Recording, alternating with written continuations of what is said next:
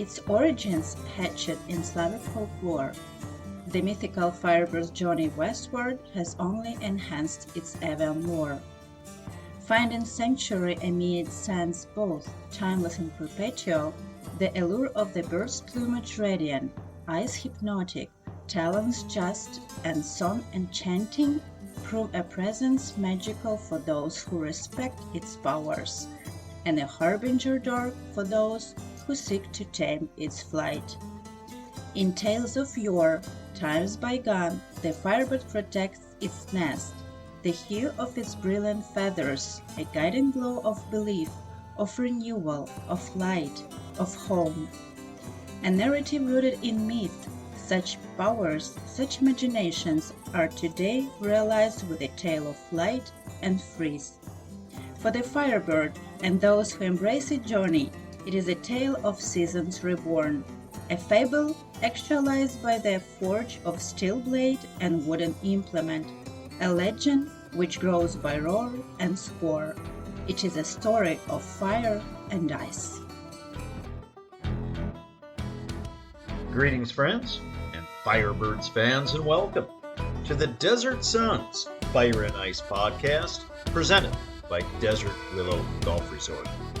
Coming to you from Palm Desert, California, a mere Derek Laxdal whiteboard away from the bird home ice of Acrisure Arena, I'm your host, Judd Spicer. Fourth season of Firebirds hockey, fourth season of Fire and Ice, and now with a mere 6 games to go, I can tell you that fourth season of Firebirds playoff hockey, as the good guys have clinched in this 2025-2026 campaign. Much more on that later, and we'll get to it with a veritable all-star cast. Playoff Prep Media Roundtable featuring yours truly, Shad Powers, sports and leisure editor for the Desert Sun newspaper, Andrew John, sports reporter for the Desert Sun newspaper, and Tim O'Brien. I don't know, Timmy could spend the whole show talking about his titles. He's the sports director, NBC-Palm Springs, the in-arena host at Acrisure Arena. He's now got a daily radio show, mornings on 102.7 FM. What a factotum. Goodness, I can't even believe that he's got time. He's made time to join us for the Fire and Ice podcast. Friends, per that aforementioned Desert Sun, so proud to partner with an outlet that I had the pleasure of contributing to for well over a dozen years. I think I'm going to call it 14 years. Let's round up a little bit, even though it's not an even number. Desert Sun, of course, informing our valley since yonder 1927. Been doing it for a near century. If there's time, we'll ask Shad Powers about that centennial Desert Sun party. In the interim, I will direct you to desertsun.com, where along with Shad and Andrew, great cast of writers and photographers, providing you news on the Firebirds and beyond here in our wonderful valley. Again, get it all online, that coverage at desertsun.com, or heck, just go out and buy yourself a physical, tangible, handheld newspaper. People still do that, you know. Desert Willow Golf Resort, also right here in sunny Palm Desert, California. That's home to the Mountain View and Firecliff courses, respectively, friends. Get those tee times online today at desertwillow.com. And hey, when you're on there poking around the website, be sure to check out the excellent and on-site Palm Desert Golf Academy for all your swing, lesson, knowledge, tutelage needs. It's just over at DW last week with friend of the show and Firebirds broadcaster Grant Fuhr. Grant's so nice to invite me to join him for a round over at DW. Teed it up on the Mountain View course. Man, is he a fine ball striker. He's a very modest guy, the Hockey Hall of Famer, but he's dude is a great ball striker. I chugged along, kind of had my usual strong short game, good tee game, kind of sprayed it around a little bit with those mid irons, but nonetheless, great to be over at DW in fine shape here in early April, just past Passover and Easter. Course is looking great. Great time to play. Again, get those tee times online at desertwillow.com. All right, dudes, that is going to segue us into this episode's Firebirds Freeze Frame segment. And of course, we got a couple of new sponsors this season for the Firebirds Freeze Frame segment, because ice action isn't limited to Acrisure alone. Hockey fans seeking some pregame drinks, post-game toasts, you only need to look up to the high desert, where our Firebirds friends at both the 29 Palms Beer Company, and the Ground Squirrel. That's GRNDSQRL, because it's fun and funky. It's the high desert. That's how they do it up there. They're both serving up some awesome meats and incredible beers in downtown at 29 Palms. Ground Squirrel is sporting an awesome gastropub-style scratch-made menu. They match that with a rotating list of craft beers. And for those seeking a potent power play, good alliteration there. You skate it right on down the street, literally right down the street, to the 29 Palms Beer Company. They're brewing up their own awesome, phenomenal beers right on site. And, wait for it, get this, because it's important, they're televising every Firebirds game, whether it be home or away. Hey, you're a local, seeking a fun new scene. You're a desert guest. Maybe you're coming out here for Coachella the next couple of weekends. Or Stagecoach the weekend after that. You're visiting the Coachella Valley. You might be up there for a day or two exploring Joshua Tree. Maybe you're playing cowboy up in Pioneer Town. Could be celebrating a Birds win, hopefully, or perhaps drowning your sorrows after a tough loss. You lace up the hospitality in 29 Palms, where both the Ground Squirrel and the 29 Palms Beer Company, those are proving your high desert hockey homes. All right, let's get to the stats. Let's get to the numbers. Let's get to the analysis, all, of course, before we have this episode's pre-playoff media roundtable. And what an interesting combination of things going on for the Firebirds right now as we wind down again. Just 6 games to go. That means we got 66 in the books. A very sporty record, I might add, of 39-22-5 on the season. That currently places the Firebirds in 3rd place in our Pacific, or should I editorialize, very competitive Pacific Division. And those standings, by the way, may have just changed during the duration of that sentence, which I just spoke, because they're changing on a daily basis. I kid you not. Right about the time that this episode is being recorded on a Tuesday, we're just about tip-off for another aberrantly timed San Jose Barracuda game. I think it's like a 1 o'clocker on a Tuesday. I don't know what's going on with that team's schedule. Anyway, if the Barracuda were to win that game this afternoon, then the standings would change again. Birds would drop from 3rd place to 4th place. But I like us better in 3rd. So I'm going to tell you right now, as I'm recording this, that the Birds are in 3rd place. Been playing a lot of Super Hockey. Winners of 8 of 10 are the Firebirds, along with 11 of the past 13. Very packed in, very tight, very taut Pacific Division. Currently a mere 5 points to illustrate that fact.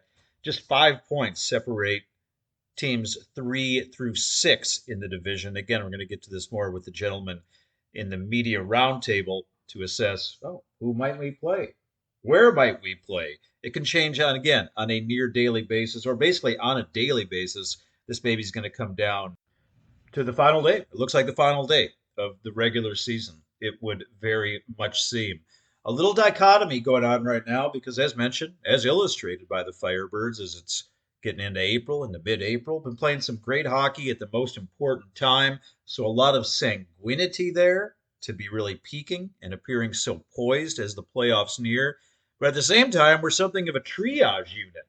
Currently, on the week-to-week, it gets vague. Upper body, lower body, day-to-day, week-to-week. I can't specify these injuries for you, but on the week-to-week, Logan Morrison, Jagger Furcus, Ian McKinnon. Who else we got here? Caden Price, Andre Lashko, and Lucas Dragisevich. They are all currently listed as week-to-week, while day-to-day, Ty Nelson. He missed this past weekend series. Double dip win, by the way, for the Birds at Abbotsford. Did it without Ty Nelson. So per the day-to-day, hopefully we have him back for this upcoming Wednesday night's game, which is a good segue to the schedule of these final 6. Wednesday, April 8th. Again, that is at home, Acrisure Arena. Big game. Firebirds hosting the Henderson Silver Knights.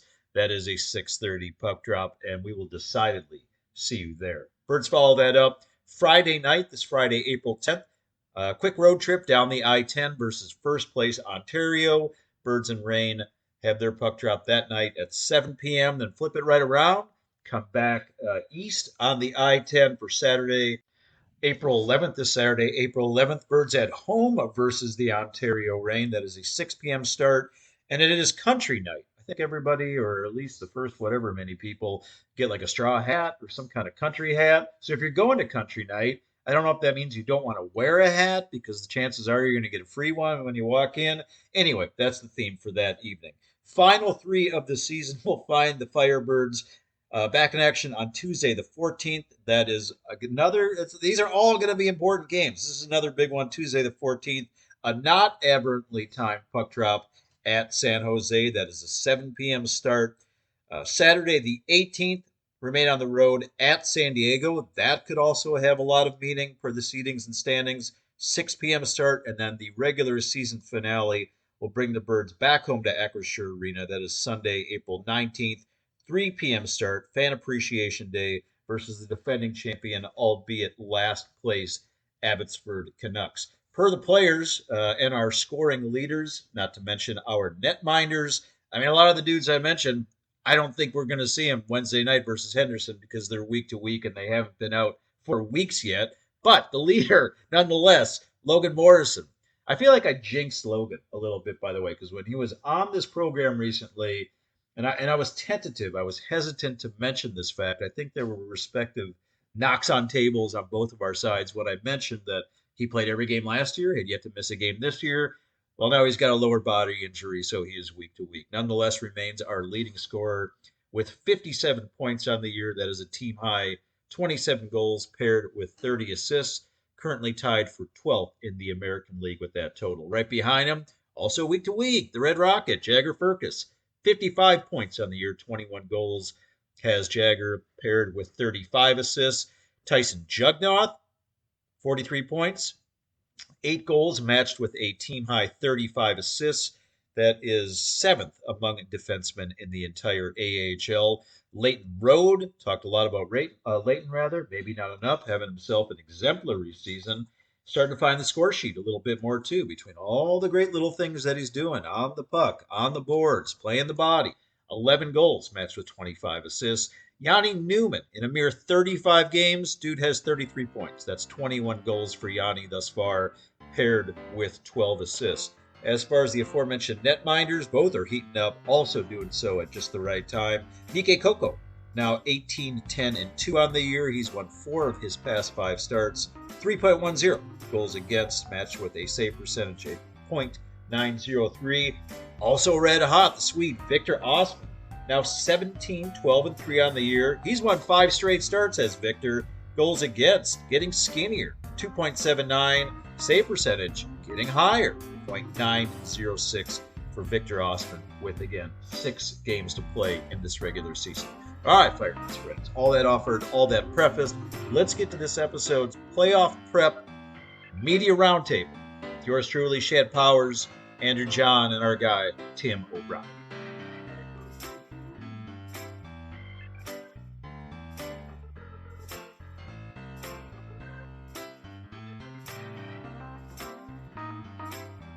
All right, sports fans, nearing that finish line, so it seemed like good timing to bring in a veritable cavalcade of stars. Media Roundtable episode, pre-playoff, I'll say that a few times fast, but we brought in a collection of great minds. I gave you their titles at the outset of this episode, but we're going to do it again briefly. Shad Powers, he's the sports and leisure editor over at the Desert Sun. We don't know if it's an ampersand between sports and leisure or not.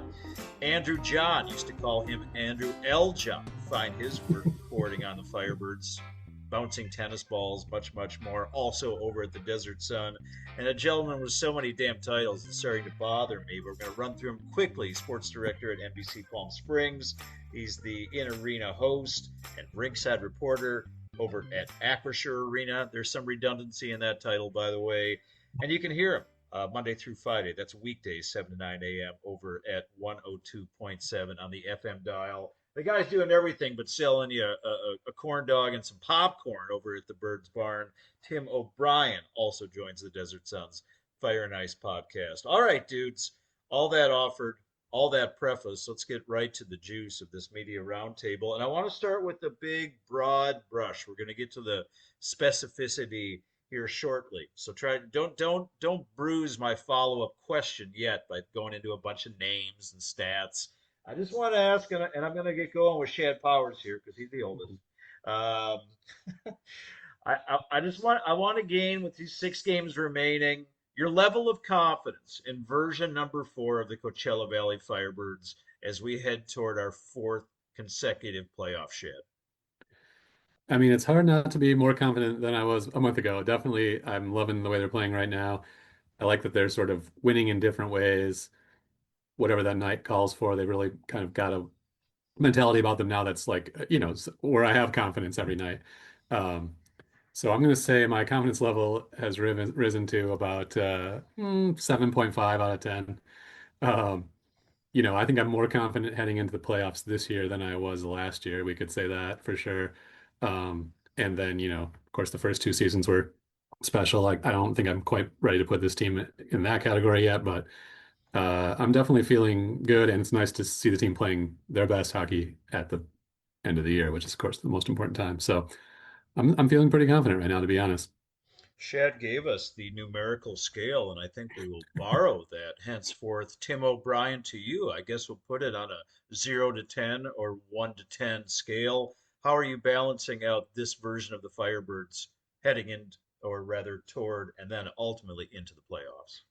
Yeah, you know what? I'll give it an 8. How about that? Just an even 8. I am confident. I think just kind of being in the weeds of it a little bit, you see the camaraderie. I think that helps quite a bit. I think they've done a great job all year of just always being in it. Honestly, I think there was that stretch where they didn't play well at home, but I think that game against Ontario was the first real like egg clunker that we saw overall. Like, every game they've always had somewhat of a chance to get back to it in the third. That one clearly was over with, but I'm confident in this group for sure, much more than I was last year, as Shad mentioned. We got a 7.5. We've risen to an 8. Andrew John of the Desert Sun, your numerical confidence for the Firebirds as the playoffs near. Andrew's also got the little red thing next to his name right now. Well, I think that that that loss to Ontario kind of messed with my mind a little because this team was playing so well and has since played so well, right? I mean, they've won 11 of 13. So, sorry, I know you said no stats on this, but the truth is they've been playing so well, but the last time I saw them, they lost 7-0. And so that messed with me a little because I think that this team, I'd probably lean more to the 8 to even 8.5 rating. But yeah, I'm looking forward to seeing how they finish this season because that was a game that didn't quite make a lot of sense considering how they've been playing. I think you look at the sample size and say, well, they've been playing so great. You can probably toss that one loss out the window, but it was a pretty bad loss. So I'm still riding pretty high on confidence that they'll be very good in the playoffs, and I think 8.5 would probably be my number there. Okay. Continues to rise. I'm going to take it back down at least a half notch. I mean, if we're getting up to 8.5 or 9, we're basically starting to say this is a team that could make a run toward the promised land. This is a team that could certainly make a run to the conference finals. I'm going to go a little closer to that 8, saying that this is a team right now, warts and all, because there are a few, and we'll get into that. That's like, hey, we're going into a first round playoff series with a lot of confidence that we should probably win at least one and be very competitive in number 2. This is why I didn't want you to mention any specific names yet. We'll now turn to that, dudes, as we go back to Shad Powers. Picture this team now. I guess in lieu of warts, we can basically substitute injuries because there are a lot of them. But let's work on the hopeful assumption that the Firebirds get like these 6 guys back that are currently missing. In addition to the fact we've learned how important this is. We're paying attention to the Kraken. This is not a Kraken show. We may not be Kraken fans, but the Kraken are toast. They've lost 5 straight games, including a huge one to Winnipeg last night that basically had a chance to salvage or save their season. Kraken are going to miss the playoffs for a third consecutive year. That means that the team we currently have, which as Andrew noted, winners of 11 of 13, is very likely to get back Jacob Melanson, the gentleman we know as OFM, Oscar Fisker-Molgaard, and Ryan Winterton. He returned to the ice last night in that loss. He is also eligible to come back for the American Hockey League playoffs. Shad Powers, again, back to you. Reinserting 2, if not all 3 of those guys into a currently very solid Firebirds team. What are your thoughts then? And perhaps what is your numerical value then? 13. I'm in. No. Yeah, it is fun to think about that, right? I mean, you're right. These last, they are a little bit injury riddled right now. We can get some of those guys back just on the surface, and then if we do add anybody from the NHL falling back, which would be, I don't know why they wouldn't. Um, I mean, that's exciting. You can just think about that as like one sweet line to just put onto, put up in the mix and then move everybody down one. I mean, then you're starting to get a pretty loaded lineup because I've been liking the way that what I've been liking about the team is their depth. It seems like every line has a confident scorer on it, a confident way about themselves. So like if you just add those, three studs like you mentioned, or you get, once you get maybe like a Ty Nelson back as well, something guys like that. I mean, all of a sudden you're looking deep.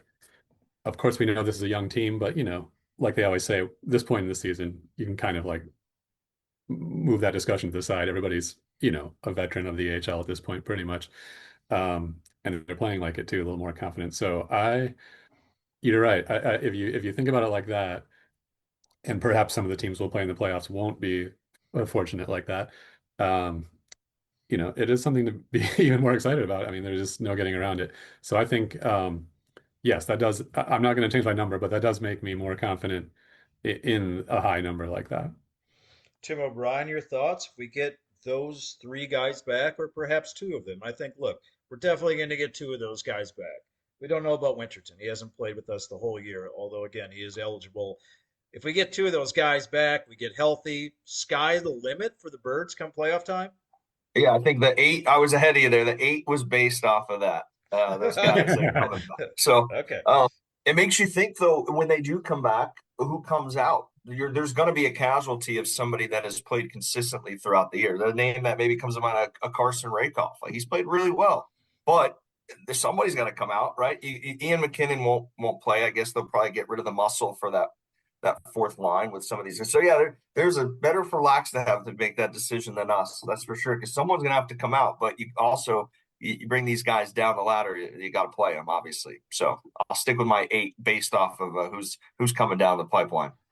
Andrew John, we turn it to you. I have to imagine that the addition of Messers or re-addition of Melanson and Fisker Mulgard, if not Winterton as well, that's got to have you with high hopes heading into the postseason.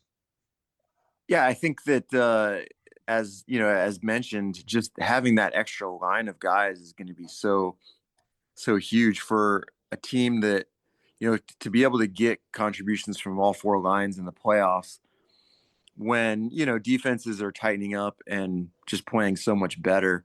That's going to be a huge boost. I think frankly though, I wish there was like a blue liner coming down, right?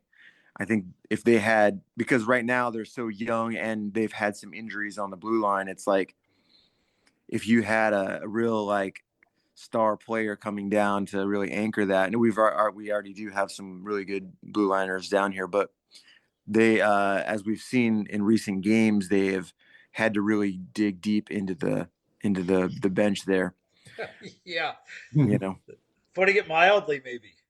yeah, I'm trying to find the right word there. So the right way to phrase that. So, be fair to the guys that are coming in. But yeah, I think that does something to think about. But I think certainly to have guys coming down and contribute to the offense is going to be really important. Yeah.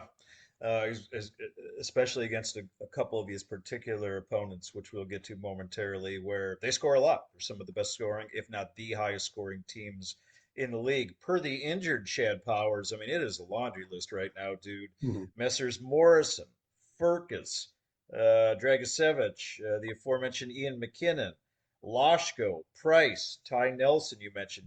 Ty Nelson, the only one on that list that's day to day with 6 games remaining, 5 of which against teams that are going to be in the playoffs. I mean, do we absolutely 1,000% need at least a couple of these guys back, or do you think we can string it out, as Andrew was intimating, with a deeper bench, which is essentially intimating? I think it's been up to 5 guys. The night we got smoked that Tim referenced against Ontario, I think we had 5, if not 6 guys that have played in the ECHL this season. That obviously is not a recipe for success. But if we get a couple of these guys back, do you feel that necessary? Is that a question for me? I'm sorry, That's Jeff. for you, Shad Yeah. Powers. Turn it back to you. Yeah, I'm sorry. That night against Ontario, I thought I saw Tim O'Brien putting his skates on a little bit. They're getting pretty close to being on the blue line himself.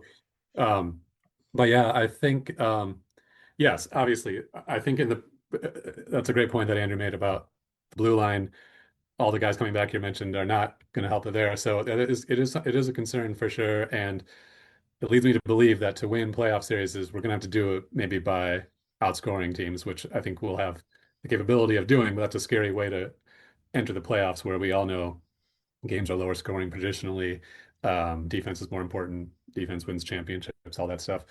You know, it is a little bit of a concern.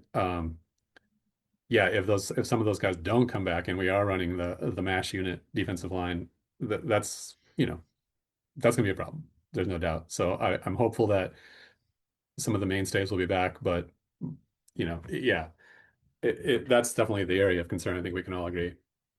Tim O'Brien, you're around the arena more than any of us, I'd say, of this kind of triage unit that we are unfortunately sporting right now in the beginning, if not middle of April. Are you sensing returns for any of these guys? And if you don't have any insider intel, who do you think we need back from this list? Yeah, so I always when I'm down there doing the 3 stars, I'm always the team comes down from the suite before that. So they're all in the locker room high-fiving when the team comes off the ice, the guys in the suits. And I'm always looking to see if I see hard casts, crutches. I'm always looking to there's a few players, I won't say names, I don't want to lose that privilege, but I've seen a soft cast, and I've learned obviously a soft cast better than a hard cast. All right, that's obvious. But what I don't like is week to week never means less than 2 weeks. And the playoffs start 2 weeks from when we're recording this today. So I don't know, do the math on that. I think if you look at Morrison and Furcus have been your top scorers all year. Those probably you have to start there with those two, right? They're getting by with the defense that they're using. Ty Nelson day to day, that's good news. I'm not, I would love to. You're right, John or Andrew, to have a big blue liner come down for some help, but I think Olofsson and Otavainen and of course Ty Nelson and Tyson Jugnoff has played really well. But the losing Morrison and Furcus, you need those guys to get healthy quick. Even if you were to get Oscar and a Ryan Winterton or Melanson, you need those two guys back in the lineup. Folks, you're listening to the Desert Suns Fire and Ice podcast presented by Desert Willow Golf Resort. Pre-playoff media roundtable. Shad Powers, Andrew John, and Tim O'Brien are my guests. A little bit of a twist, kind of an esoteric one, but I wanted to get it in here, gents. This question nor the answers therein will probably be for everyone that listens to this show, but it seemed germane to me. This season in the desert is certainly a lot different from what we had in the early spring last year, or in basically one instance for the last half century. Last year, if you recall, we of course had the IndyCar a race over at Thermal. That would have been I want to say 2 weeks from where we are right now, 2 weeks ago. And then this past week, we would have had the event, whether it be the LPGA or the Champions Tour, 54 consecutive years over at Mission Hills in Rancho Mirage. Of course, that's all done. I ask this in the vein of attendance, and if some of these omissions from our desert sports schedule, if in your learned minds may have turned some added attention to what the Firebirds are doing. Attendance is fine, about 6,800 and change on the average, but still top 10 in the American League. Obviously, what we want to see and what we hope to see, support and attendance wise, come the playoffs could be two different things. Andrew John, I'll go back to you. And if you want to discuss the absence of these other sporting events, or rather what you want to see or hope to see for the Firebirds playoffs, I'll take whatever you got. Well, I think that this is something Shad and I were discussing recently, where you have to believe that, once the Firebirds get in the playoffs, based on what we've seen in previous years, that we'll have some really good crowds. And again, I think that the crowds have been fine, and that just creates such a electric atmosphere for this team to play in, and for fans to come out to. So I think that's something I'm really looking forward to, because I would fully expect that again this year, like we've seen in years past. Yeah, it's been pretty good. We've had some instances where, especially, the first round of the playoffs might be okay, but man, there have been a few nights this year, per Andrew's point, that when you get up to 8,500 in that building, it's a different feel. It's a different atmosphere. I think that the media, the fans, the players, the coaches, everybody can sense those sparks of electricity when we get up to that number. And this team has been getting after it this year. I feel like they're worthy.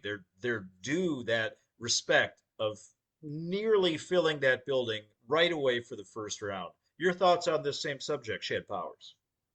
Yeah, that's a good point. We know from history that that very first home playoff game is always the least attended. For some reason, it's an anomaly. I know they're trying to figure out. It's a tricky spot because you don't have all the season ticket holders, and then also the game just came into existence like 3 days beforehand, so people haven't been able to plan to go. But as we've won and gone deep into the playoffs, yeah, I think the combination of that, obviously deeper in the playoffs, more exciting games. We're going to have some nice crowds that we can make a run. And I think that's to your kind of original point about like losing a few of our pro sport events. I think that maybe that does sort of like in a subconscious way help. Like there are some avid sports fans here, and we know what it's like to be a sports fan in your hometown. You want to go see what's going on, whatever it is. Maybe you're not a huge golf fan, but you might go to the golf tournament. Don't love tennis, but you go to the tennis tournament. Same thing I think it may be happening for hockey. We've got now months of empty space here on our pro sports calendar. So why not you, the avid sports fan that lives in the desert, get on board with a hockey team? No reason not to. This is the exciting time of year, so maybe there will be a boost in that way. Tim O'Brien, turn it to you, sir. Yeah, I'll put my arena host hat on. When the crowd is dead, I'm dead. It's so brutal to try and scream, and then you hear very little reaction back. So I'm excited though. I think we saw that first game year one against Tucson. It was like, oh, this isn't supposed to be the way, but it turned rather quickly. And I think it's the only sport maybe ticket in town. There's no reason to come on out. It's a night out, and if things were to end today, they'd have a home playoff series. But yeah, pack the place. I think it's a good point. Some of the other events aren't here this year, so no reason. We know the tickets and parking will be a little cheaper than in years past too. So hopefully that helps. And let's pack the place. Let's give the credit, give it to them. They deserve it. Let's turn it back, gents, as we wind down a few more questions for our media roundtable. We have learned, I think, cumulatively, the importance of not just watching what is happening at this point of the season with the Kraken. And again, not rooting against the Kraken to fail. It's kind of a double-edged sword, but we do reap the benefits if they don't make the playoffs. Per the teams that we are surrounded by in this ever-changing, ever-fickle Pacific Division, this is a nice recipe for the Firebirds as it stands right now. I just kind of want to go from number one to number seven and where their NHL affiliates are right now. The Kings, they had a big win last night, inverse to the Kraken's performance. Kings won in a shootout. That currently got them the last wild card spot as it stands now. The Colorado, they're both Colorado. The Avalanche are obviously into the playoffs and probably will be making a lengthy run, one would assume. San Jose, the Barracuda, and the Sharks. The Sharks are just 2 points back of that last playoff spot. So if it's not the Kings that get in, then perhaps it could be the Sharks.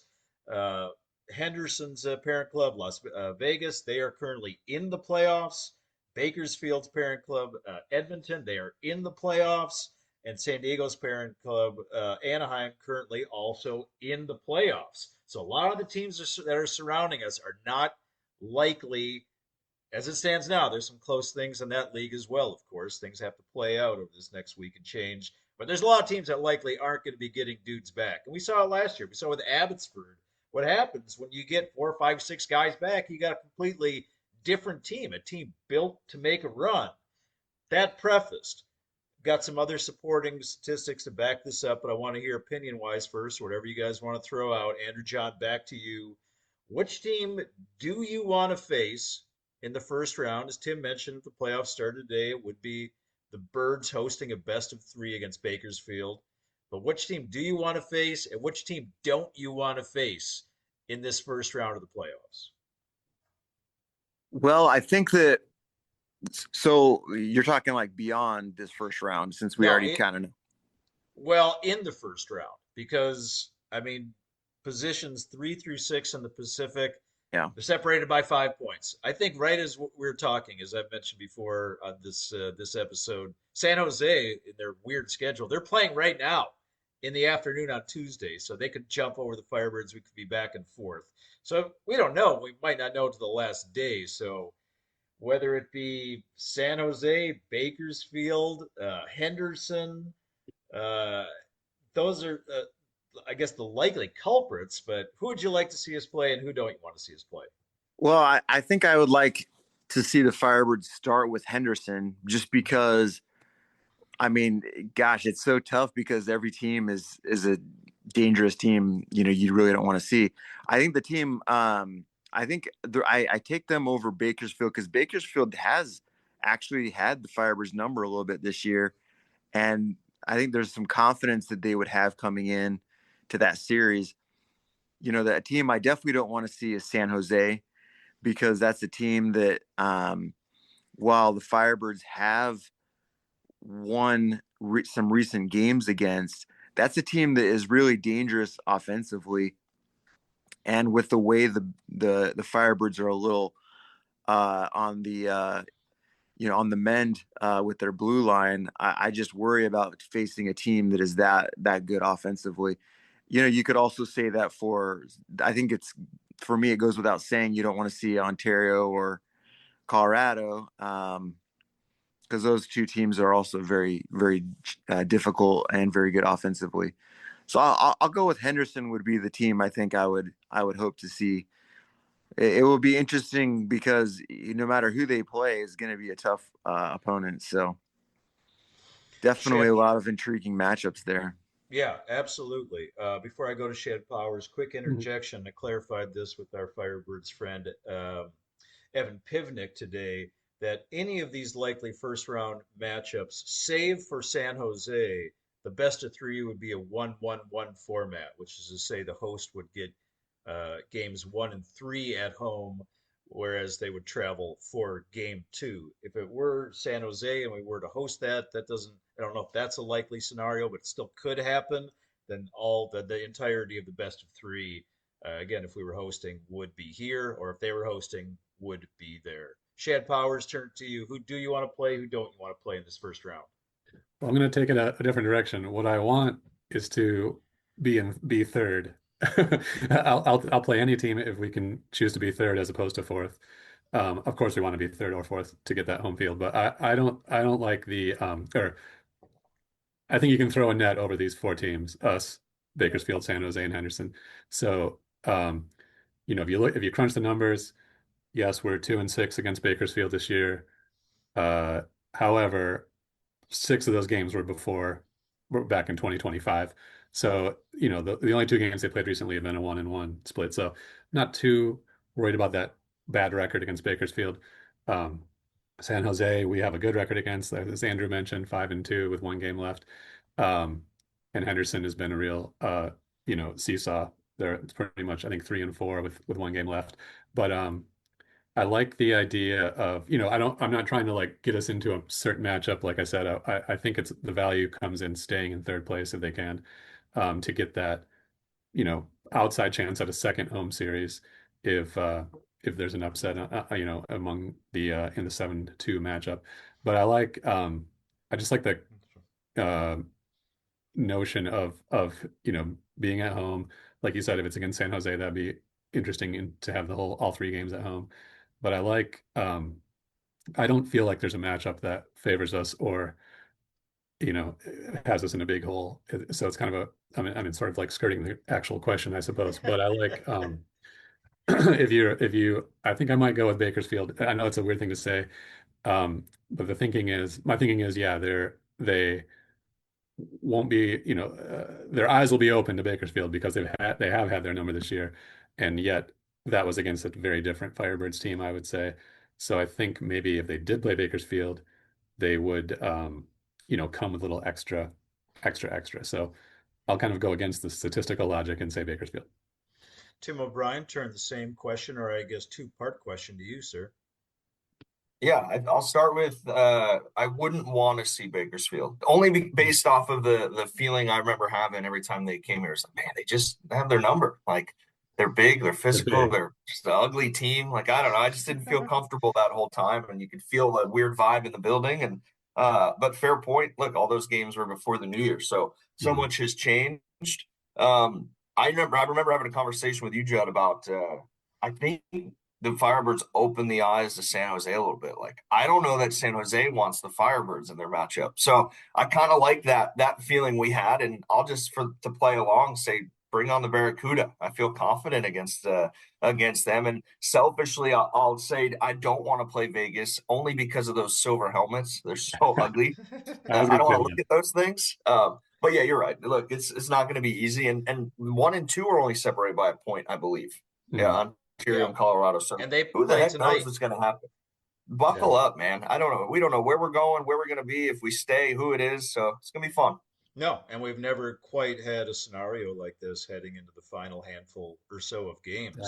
We basically had a far better sense of where we were going to be, where we were going to finish, which team we were going to face, but not this year. It has changed on a near daily basis. Uh, Personally, that Henderson team does scare me a little bit. Even though we're 3-4, and as Shad mentioned, we got the one more against them. That's occurring at Acrisure Arena this Wednesday night. Big game. But man, that team scores a lot of goals. They also give up a lot of goals. I believe that they are currently the league leader in goals. I don't know if that's the recipe, plus some of their heft, some of their size. I don't know if that's the best matchup. What is a good matchup is somehow, as Shad said, if we get third, as Tim said, if the Barracuda can slide, and they get to sixth, and then the Sharks get that last playoff spot. I think that's like the if all those things could happen, I'm going to say that 1,000% positive that the Firebirds are moving on to round 2. And that's my final question. Basically, yes or no answer for you. Are we going to see the Firebirds with a 4th season of advance in the playoffs? Yes or no, Andrew John? Yes. Shad Powers, turn it to you. A 4th year of playoff advance. Yes. Finally, Tim O'Brien, yes or no? What do you say, man? Are we moving on past the first round? Yes, we are, or they are. But yes. Still a yes. I'm going to add a 4th yes to that. I mean, hell, hey, we've won 11 of 13 games, as Andrew pointed out. Confidence is high.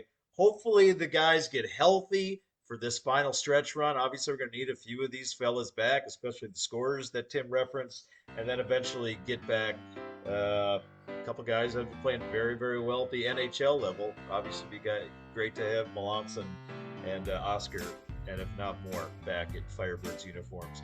Gents, hope to see all of you collectively at the barn tomorrow night for what should be a good one against the weird helmeted Silver Knights. Until then, appreciate your time. Thanks for joining the program. Talk to you. We'll see you soon, boys. Thanks, Joe.